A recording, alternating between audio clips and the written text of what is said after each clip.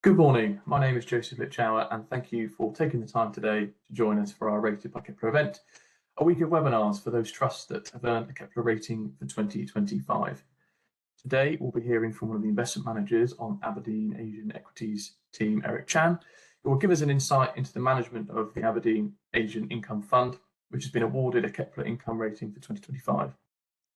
The Asian Income Fund is managed by Aberdeen's well-established Singapore-based team, and the trust managers seek quality companies that operate in structural growth areas with strong balance sheets that can deliver reliable earnings and sustainable dividends.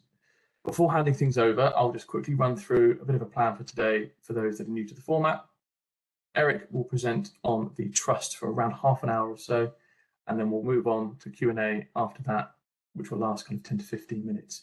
So if you do have any burning questions that you want me to put towards Eric, please pop them into the Q&A box on the bottom right hand of your screen, and we'll get to that at the end of the presentation. So with that, it's my absolute pleasure to welcome you, Eric. Please take it away. Hi, thank you very much, Joe.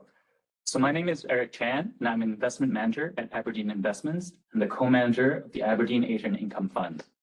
I'm based in Singapore, and I joined Aberdeen in 2023 after almost 8 years in Hong Kong, where I also invested in Asian and Australian equities. Today, I'd like to introduce the Aberdeen Asian Income Fund, which is a closed-end equity fund targeting and investing in both the growth and income potential of some of the most promising and high-quality companies in Asia. The fund started in 2005, and we have successfully grown our dividends for 16 consecutive years. What I wanted to talk about in this presentation is why Asia is an attractive market for growth and income seekers, what Aberdeen brings to the table when it comes to investing in Asia, and illustrate how a high-quality investment approach gives exposure to both the Asian growth story and can actually give you a high yield to shareholders. So why don't we start? So let's just start back in basics. So why Asia? Quite simply, there's a huge growth potential in Asia. Many countries in the region have strong GDP growth forecasts greater than 5%, and the region as a whole is set to be one of the largest contributor to global GDP growth over the next few decades.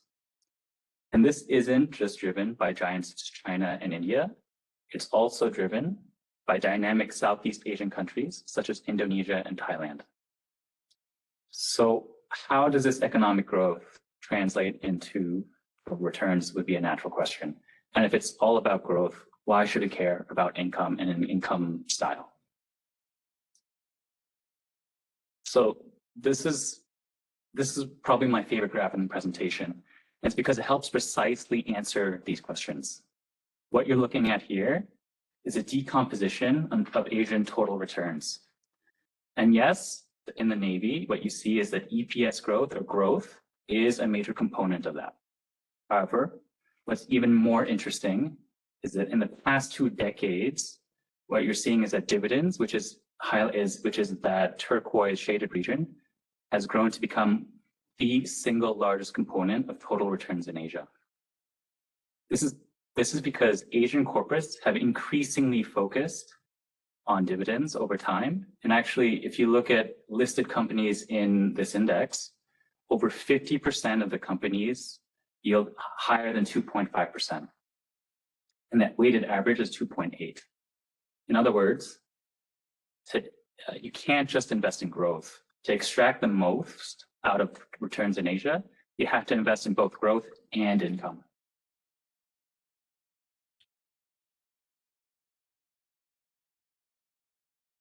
Yeah. So this next slide is kind of explaining fundamentally what's going on in the market and explaining this dynamic.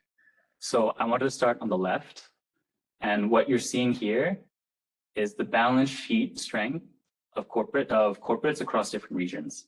And the main point I'd highlight is that Asian corporates have achieved their really, really strong growth over the past 2 decades, with much stronger balance sheets and significantly less debt than what you see in more developed regions such as the US and Europe.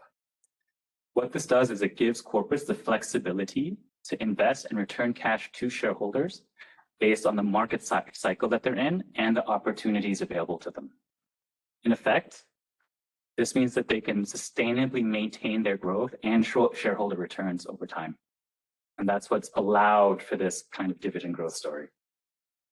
Now, if you look on the right, what you see is that in the past decade, Asian corporates have improved their businesses, and then they now consistently generate cash that exceeds what they pay to ship back to shareholders in dividends and buybacks. In other words, shareholder returns now are consistently very well covered. And the continued fast growth of the region will give Asian corporates even more capacity to further increase dividends to shareholders, the potential of higher payout ratios.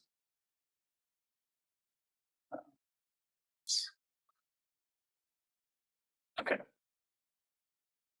Now, the Aberdeen Asian Income Fund is well positioned to capitalize on this growth and income.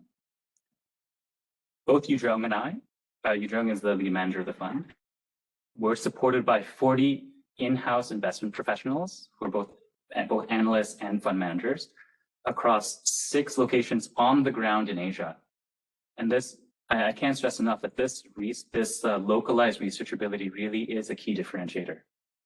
This research platform allows us to allows the fund to have the conviction to take active positions and the flexibility to go across borders and across the market cap spectrum to really find the highest yielding, the highest growth, and the highest quality stocks to put in the portfolio.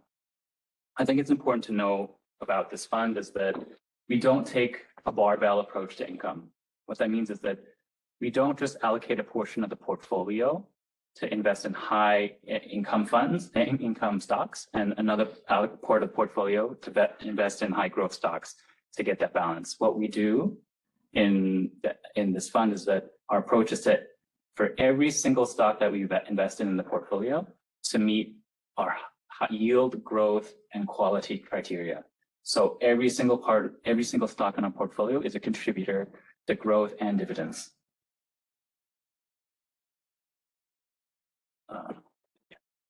So I wanted to really give some more color to this because I think it really helps to talk about this differentiator a little bit more.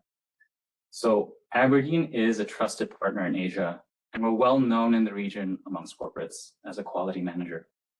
We started investing in Asia in the 80s, and we established our first on-the-ground presence in 1992. And we now have, again, 6 local offices across the region. What this means is that we know how Asian markets work, and we've gained expertise in Asia through decades of keeping our ears to the ground.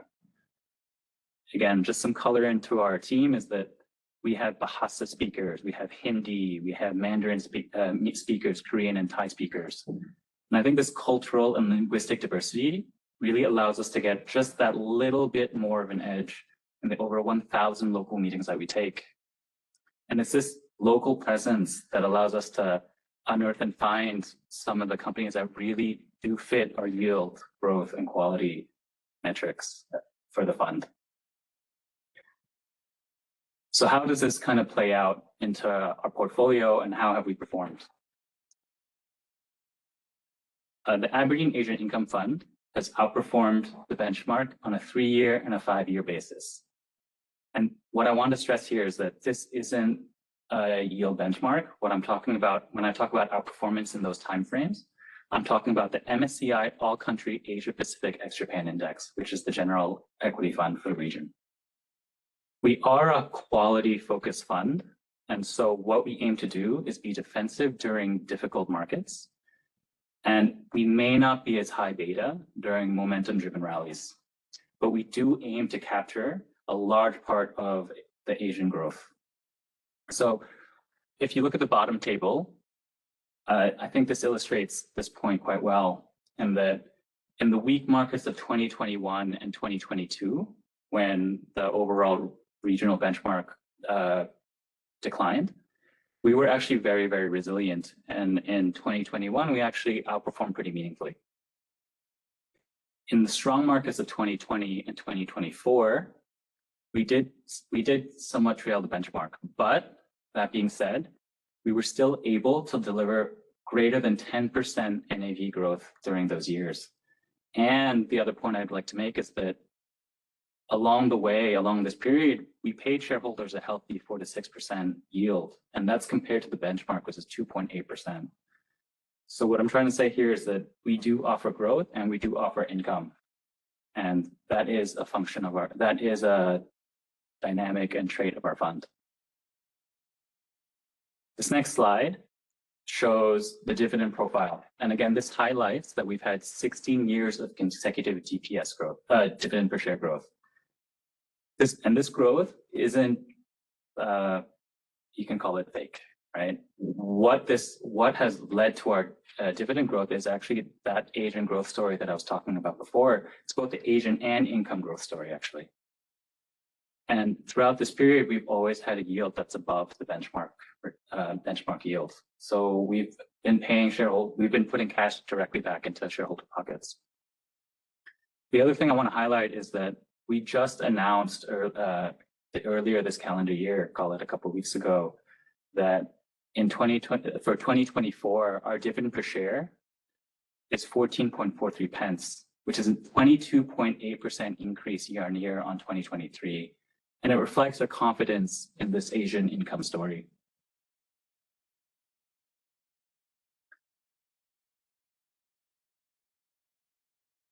Apologies. Okay. Yeah. So what this slide shows is what we look for in every single stock. And again, I can't emphasize this enough.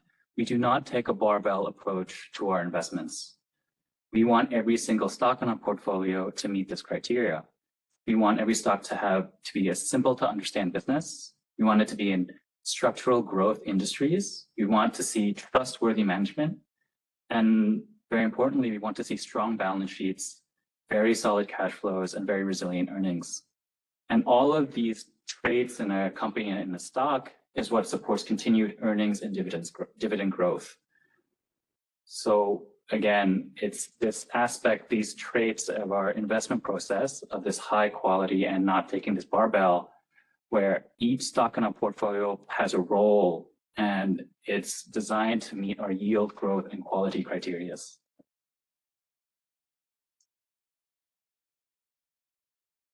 So the next slide here is our fund positioning. And there are quite a few points I want to make on this slide. So on the right, what you see is our sectors.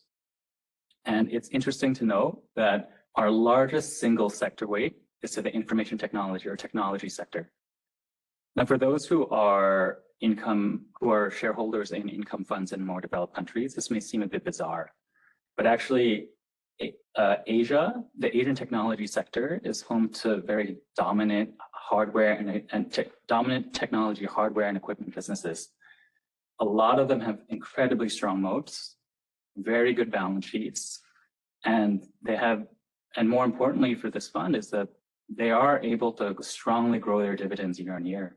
And so it's a perfect example of that growth and yield story that we're looking for in every single stock. And it's a trait of our fund. Even in like more typical sectors such as financials and the real estate sector, you don't just get kind of stable dividend paying stocks, you have a growth story attached to it. So in the case of, say, banks, you have very strong loan growth. And in the case of real estate, you have incredible development pipelines. And this is because of very favorable Asian demographics, which you might not get in more developed countries or developed market focused income funds. The next thing, if you look on the left, what you see is our country positioning. And again, there are quite a few points I want to make here. And that one is that you see that call it the lighter blue line is our fund positioning, and the dark navy is the benchmark.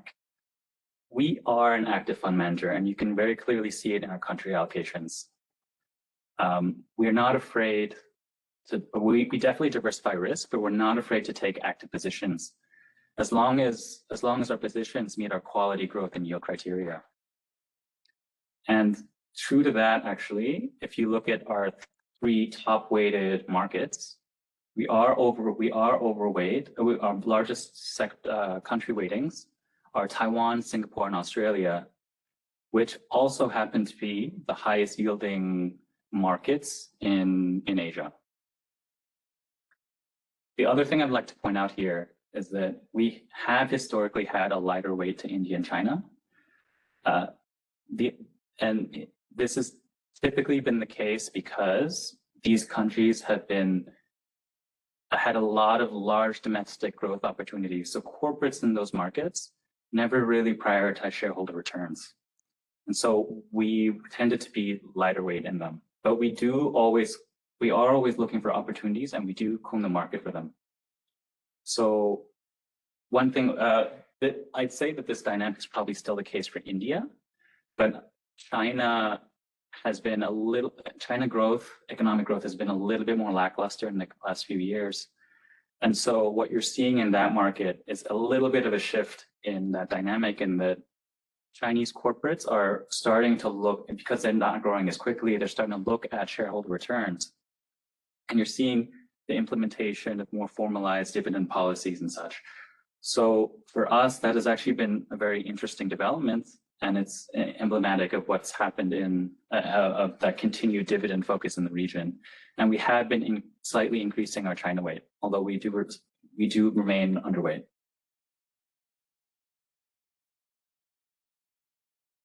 The next slide shows our top 10 holdings.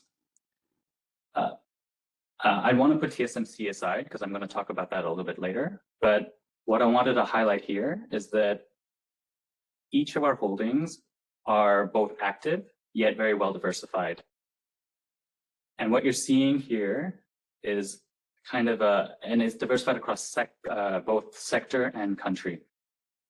So if any of you are familiar with the names of the stocks on this list, we have just in the top 10, we have stocks from Taiwan, stocks from Singapore, stocks from India, stocks from Korea and China. We have stocks, we have bank stocks, we have technology, semiconductor stocks, we have utilities, we have a gaming company in the likes of Tencent, for example. So we are very diversified across the thematics, but again, if you're looking at the weights, again, barring TSMC, they're all about 3%, which actually is a pretty solid active weight, but it is relatively well diversified. So we're controlling for risk here. On TSMC, it is kind of an outlier in that the weight is 14.5%. But what I'd say to that is that the benchmark weight for TSMC, because it is such a massive behemoth in the index and in the market, is that it is 9.5%. So that means we have a 4% active weight. So that kind of puts that weighting more in context. That being said, we do hold a very big active weight in that stock. And that kind of reflects our conviction behind the company. The other thing I wanted to highlight on the slide is actually Tencent. So speaking to that that more focus on dividends, particularly in China, and after a few years of lackluster growth, Tencent is a relatively new addition, and that we've added it, say, we added it in 2023. And it's a stock that we like. It's a very high quality company. It has always exhibited very strong growth, a strong balance sheet, effectively net cash or neutral. And then it always has had very, very, very strong free cash flows. And we've liked it throughout its history. But what held us back was that it never had a formalized dividend policy up until 2023. And then what that's allowed, where it linked the dividend to free cash flows. And so when that development happened, we thought there's a lot of potential in Tencent and a lot of potential in the Tencent dividend, especially because growth in it is so aggressive. So that's when we started adding Tencent, and is now one of our top 10 stocks in the portfolio. In a more aggregate portfolio basis, how does our fund compare to the benchmark or compare to the Asia market? We are a high quality portfolio, and that's what we look for in stocks. And so this kind of shows up in our portfolio statistics. On average, our portfolio has a much higher profitability, has higher return on equities, And as a consequence, partially as a consequence of that, we also have a higher yield versus the benchmark, where we're yielding, call it 5 to 6%, versus the benchmark, which is yielding about 2.8. So we are paying a much higher dividend. This next slide shows actually, again, what one of our key differentiators is. And it's a function of, one is the closed-end fund structure, and it's a function of our very well-resourced and on-the-ground research platform. The key point here is that compared to the benchmark, we actually have a much higher weight in small cap stocks, and that's defined as market caps of 2.5 billion and below. You see that we are 16% versus the benchmark, which is less than 1%. This is really important because of that strong research base, and because we're a closed-end fund and we're not subject to daily flows, where we can kind of go down that market cap spectrum to really find, again, those really strong yielding, those strong growing, and high quality businesses that would fit into this portfolio.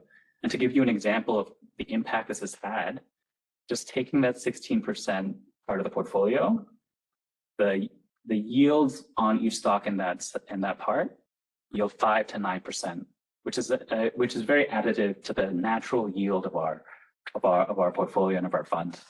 And it helps enhance the natural yield of our portfolio above the benchmark. Moving on to portfolio turnover.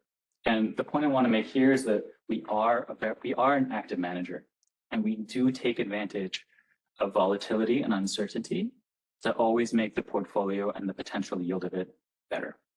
So what you see here is that during difficult market times and very volatile and uncertain times, such as during the COVID period in 2020 and 2021, we were more active in that we had more new initiations into the fund and we had a lot more exits. So we're kind of optimizing the portfolio to always return better, to always have that higher yield. We take advantage of that volatility and uncertainty to take positions in what we feel are mispriced, high quality stocks, as other participants in the market are scared and they sell without even thinking about valuations, which we definitely always keep an eye on.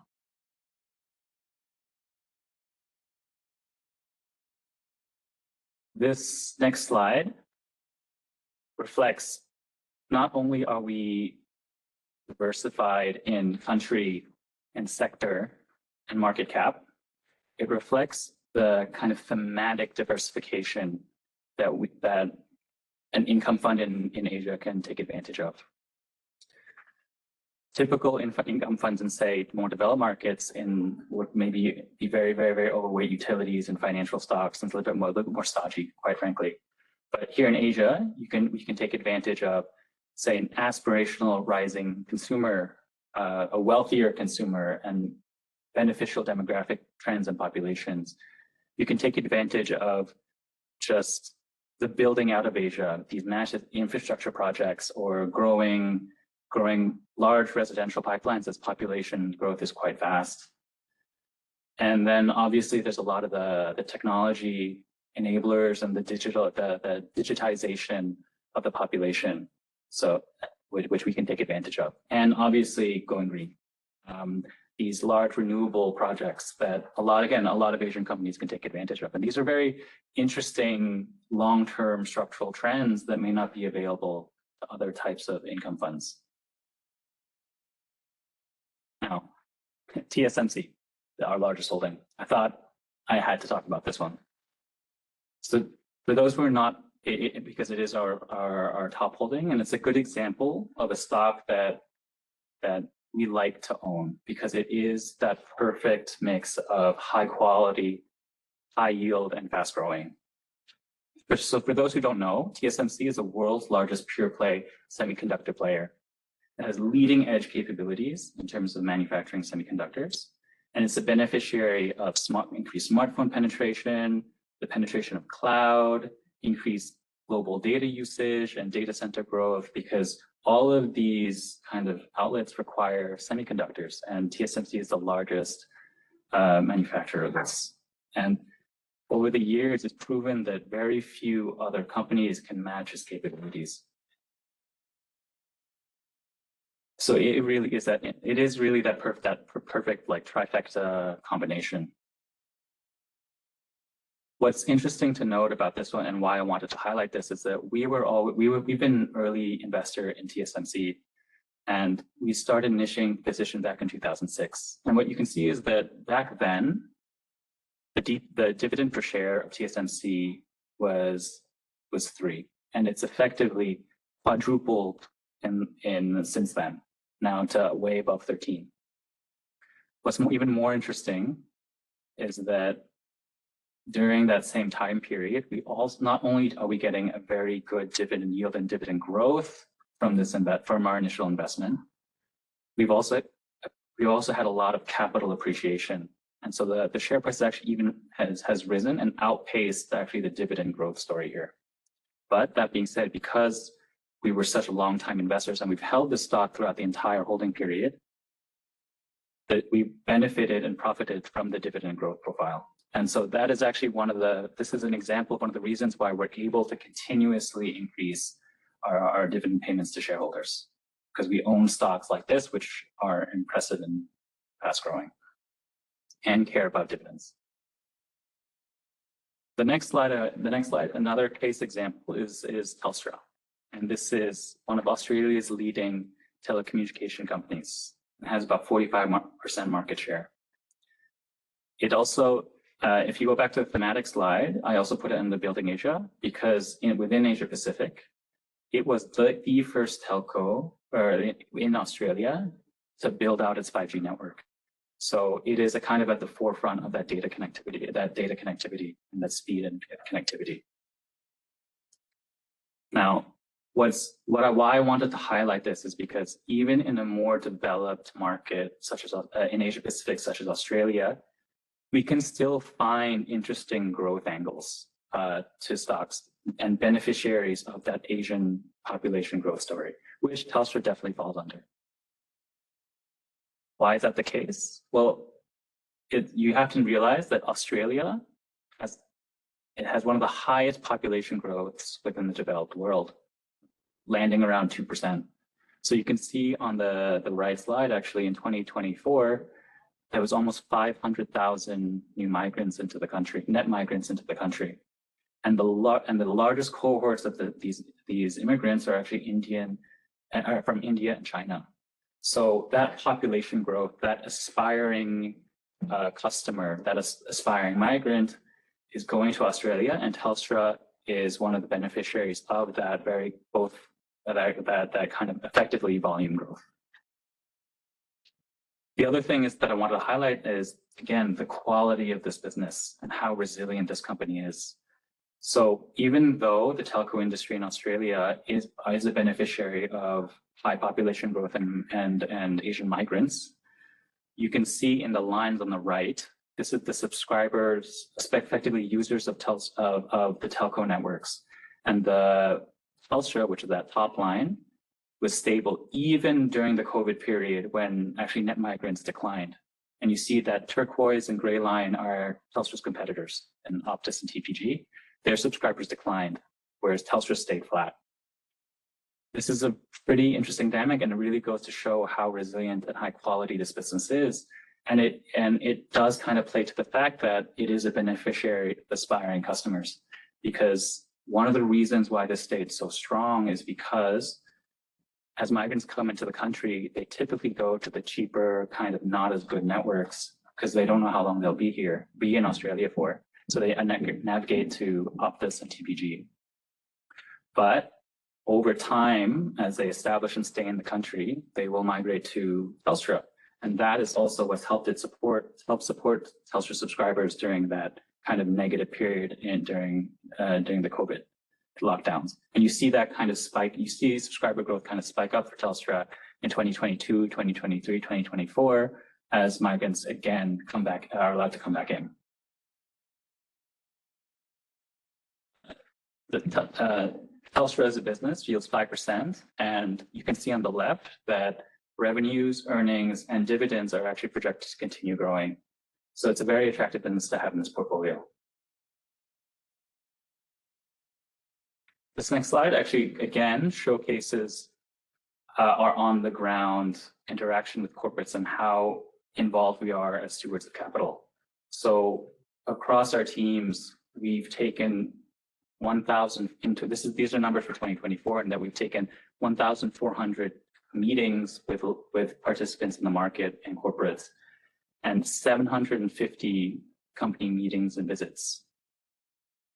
Even after we make the investments, we don't just sit on our holdings. We will continuously actively engage with company management, again, as responsible stewards of capital. And it is a very big cultural aspect of Aberdeen. So you can see here that our stewardship and ESG engagements we had 75 of them in 2024, and we've participated in 679 proxy votes throughout the year. So the last slide I wanted to leave you in is effectively a summary slide. But what I wanted to leave you with is that Asia is a highly attractive market.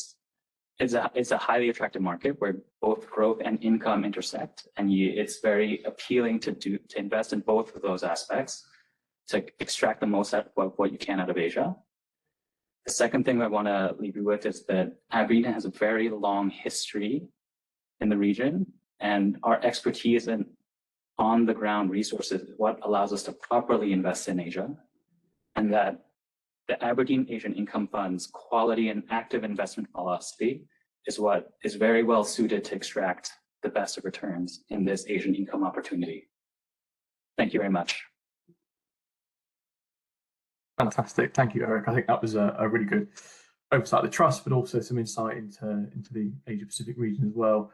We've had quite a few questions come through on trust-specific bits, so I think it makes sense really to start there. So we know that you guys have recently announced, an enhanced dividend policy, and you've alluded to it a little bit into the presentation as well. But it would be great, I think, if you could elaborate a little bit on the factors that have led to that decision, because we've seen peers in the sector upping dividends too. More broadly, there's a growing impact of activists in the investment trust sector. So it'd be good to get an idea if this is a decision to reflect that, and a bit of a measure to tackle the discount, as well as supporting that long-term dividend goal that you and the team have. Okay. So what I'd say on the enhanced dividend policy is that we are very conscious of the importance of dividends to shareholders. When we enhance the policy that ties dividends to NAV, and more specifically, we plan to pay 6.25% of NAV to shareholders on a yearly basis. The intention really was to provide that consistency of dividend and that attractive income stream for all of our shareholders. And we think overall this is better for shareholders in our fund. I can't stress enough that we won't change the way we invest. We strongly believe in the Asian income growth story, and this is net a positive for everyone. I did want to highlight that, and you can see it in our statement, that based on recent share price and NAVs, actually shareholders would get an attractive 7% yield based on this dividend policy, which again I think is highly competitive in the space that we play in. So to answer your question, at the end of the day, we think this is the best policy we can have for dividends for our shareholders. Brilliant. And in terms of actually achieving that 6.25%, how do you go about doing something like that? The index yield much less, so you don't want to change the investment process as well. So are you less likely to buy growth companies and focus more on those with dividends? Using derivatives, things like that to boost the income. How do you go about achieving that dividend policy without materially changing the investment process? Yeah, again, I think the answer here is just we're not going to change the investment process. Everything will stay exactly the same. I think the best way to think about it is because we take that very quality focused investment style, and because we don't take that barbell strategy, we really comb long and hard throughout all of Asia. And we really heavily rely on our investment professional network here. And it's that on-the-ground research and the on-the-ground capabilities where it's how we can find really attractive companies that, again, will consistently grow dividends, already pay a high dividend, and are some of the most resilient and high-quality companies. And again, those stock in a portfolio is assessed on that quality, yield, and growth metric. And so in any of those criteria, we won't take a position in it. So it's a little bit of a cop-out, but we really do think that our process and our style and the Asian income story is what allows us to really be able to pay, continuously pay that dividend and continuously, and we'll do our best to grow it year on year. I really can't stress enough that small cap capability, because we really do keep our ears on the ground and we know the markets, and we can find companies that maybe aren't very well covered by analysts or other participants. And when we take positions in those, again, that small cap portion of our portfolio really is a large contributor to our natural core yield of the portfolio and growth. Yeah. Okay, thank you. And just featuring back to TSMC, Eric, I know you mentioned that already in the portfolio about it being the largest holding in the trust. Couple of questions on that, really. Do you have any limits on the kind of size of a single stock holding? I think TSMC ranging 13-14% at the moment, and with TSMC being in the sector it is and the position it is, how do you think the kind of low cost AI story is impacting things? And I think a lot of people are talking about the DeepSeek impact on that as well. Yeah. So what I'd say is that we do want to take an active position we are 4% active in TSMC, but we don't want to take that so out of range and so across the benchmark where we start introducing a lot of risk in the portfolio. And already, quite frankly, at 40% is quite a large part of our portfolio. So we think about it more in that way. We do have limits on the portfolio, but I think it's more in this risk perspective that we're thinking of. Now, as to the AI DeepSeek kind of conundrum, what I'd say is that DeepSeek's learning language model, it doesn't really enable for more powerful AI performance. It performs probably just as well as kind of the frontier models. So it's not really about that increased performance. And so it's more about lowering the average cost of AI training, and particularly inference training. So the point I make there is that hyperscalers will still need those performance chips. They'll still need GPUs to kind of continuously advance the AU and for even better and faster compute. And you can kind of see it in recent results where a lot of the leaders in this industry, like a Meta and a Microsoft, they're not, and these are announcements that have been made in the last couple of weeks, is that they're not changing any of their investment plans into AI. If anything, they're keeping it steady or growing them. So I think that goes to show how important that performance computing and GPU is, which should be still positive for TSMC. In the more medium to longer term time frame, again, the scenario where DeepSeek is more. Oh, sorry, is it a bit of an echo? In that scenario where the cost of AI training really is widely adopted, it effectively democratizes AI, and you start seeing more AI deployment, more AI apps, and that is actually quite beneficial for the AI technology supply chain, and particularly beneficial for TSMC because they provide the chips that go into those AI applications. So we should actually stand to do, in the medium to long term, because we should stand to do pretty well with that, with our largest holding. Fantastic. And again, you mentioned it before about the kind of country positioning and a few underweights and a few overweights. And I think it would be great if you could delve a bit more into why you're overweight Singapore, perhaps, and then we can talk a little bit about an underweight in a moment. But let's start with Singapore. Yeah, sure. So Singapore is a very good example of our investment process. Our headquarters in abrdn is based, Asian headquarters is based in Singapore, but our overweight isn't really a function of a home bias. I think what's important to note about the Singapore market is that it's effectively a gateway to Asia. There's some qualities of the market that make it very attractive for income funds. So one of them would be that there's a very prudent financial regulator that encourages very clear and open disclosures, which is very good when assessing quality of stocks. There's a very established and sophisticated pension system. So when they invest in Singaporean stocks, they're actually encouraging listed companies in the stock exchange to really increase their income generation and returns to shareholders, because those pension systems needs to pay everyone effectively.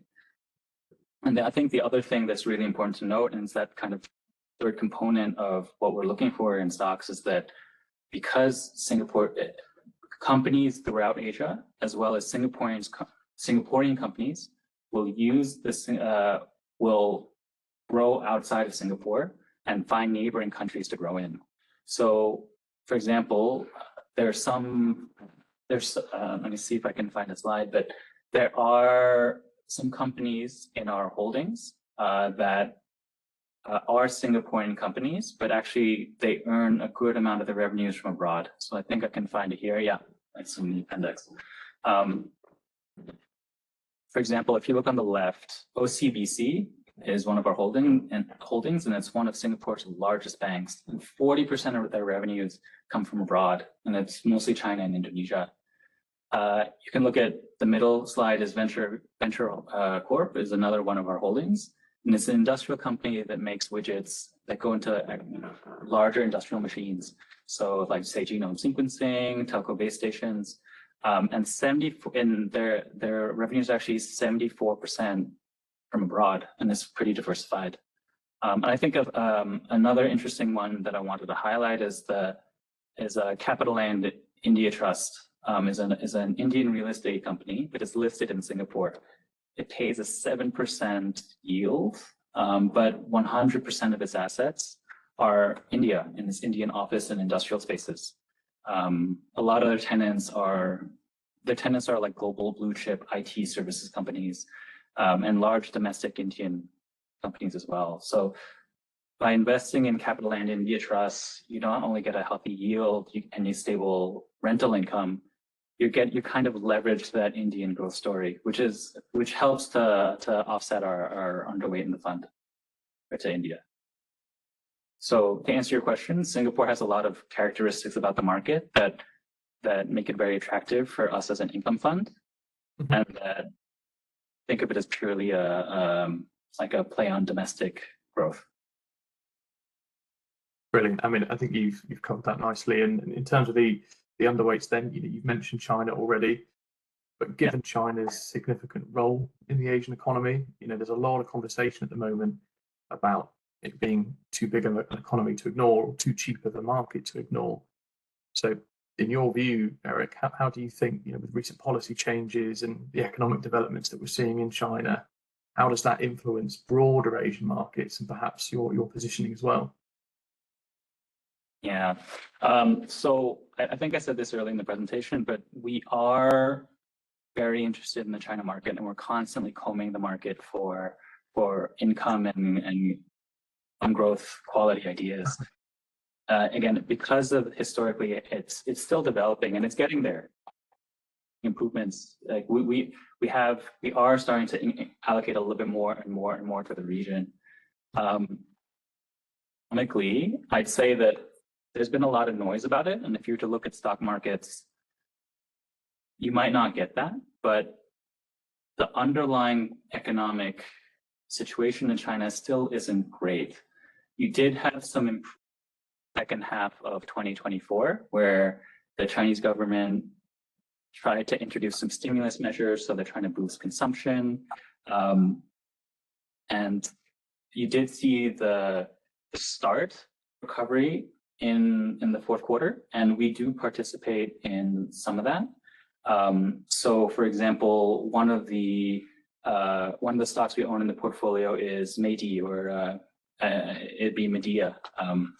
That what this company does is they're one of the world's largest manufacturers of white goods. So think air conditioners, laundry machines, and they're a direct beneficiary of some of those stimulus measures. So we're being very targeted, and it's a very high quality company, strong balance sheet.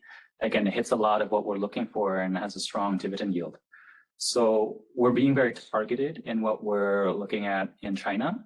And we are, again, constantly combing for it. I'd say the one thing that can really build the story is really this tariff narrative from the US and President Trump.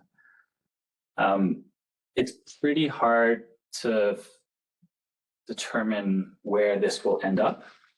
But what I'd say about that is investing in the highest quality companies kind of insulates yourself from these from those tariff effects. So we are also looking and investing in the high quality China stocks that are very domestic focused. While economically China may be hit, they probably will try to re-stimulate the economy, and those domestic stocks will do well. The other thing is that we are looking at kind of inter-Asia trade. So one of the stocks is SITC, which is a container shipping company within Asia, and most of what they do is within Asia shipping lines. If there really is this disruption in tariffs, if there is that difficulty, companies like SITC will be a direct beneficiary because they will benefit from freight rates and increased demand for shipping containers and shipping overall. So we're being very targeted, but it is a very interesting part of the market. And again, I wanted to highlight we are active managers, and we do try and take advantage of this volatility and uncertainty to really optimize and make the portfolio a better income yielding fund. Brilliant. I think we just got time for a couple of more questions, I think. So outside of China, so we've covered it in a good amount of depth, I think, already. What are the other major geopolitical risks do you think that may impact the Asia Pacific ex-Japan market? Asia geopolitical risks. I'd say that, what's the best way to describe this?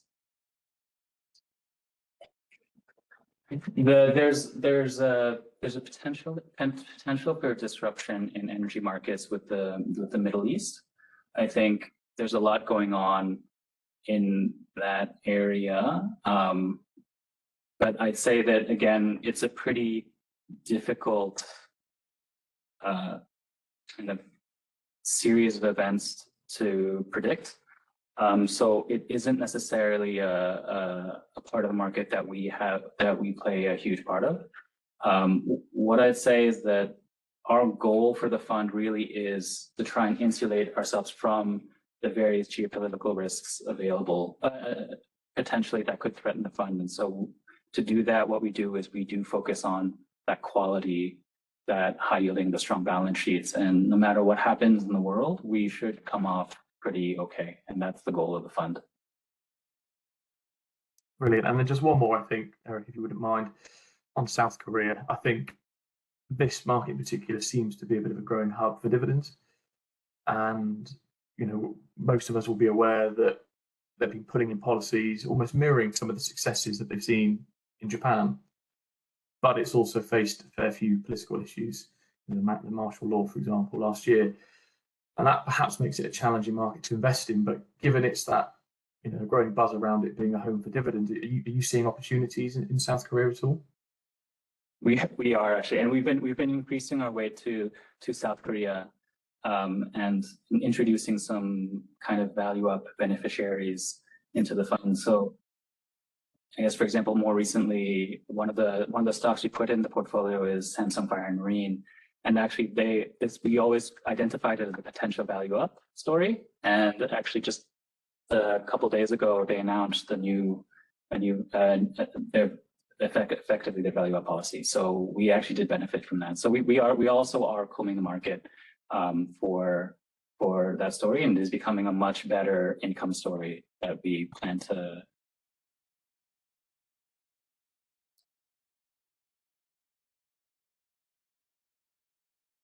Hello? Oh, sorry, Eric, I think I lost you for a brief moment then. Okay.